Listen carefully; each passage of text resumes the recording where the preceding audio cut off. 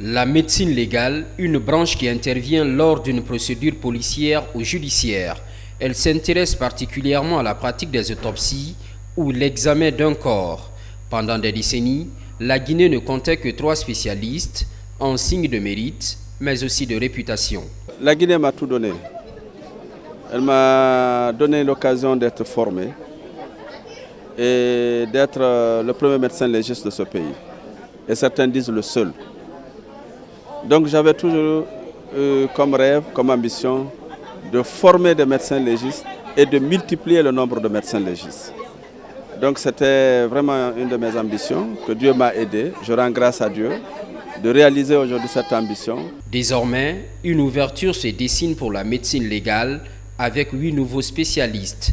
C'est le résultat de 4 années d'apprentissage, suivi de stages pratiques dans le pays et à l'étranger.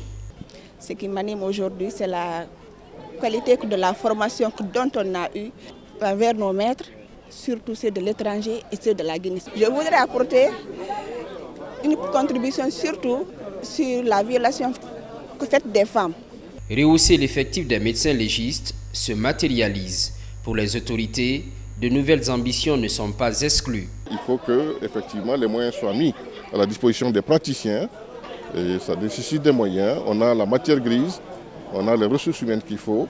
Et naturellement, c'est le rôle de l'État absolument de créer les conditions les meilleures pour que les gens puissent travailler et donner le meilleur d'eux-mêmes. Officiellement, c'est la première promotion de médecins légistes. Ils deviennent ainsi les nouveaux collaborateurs des juridictions intervenant sur des cas de mort d'homme.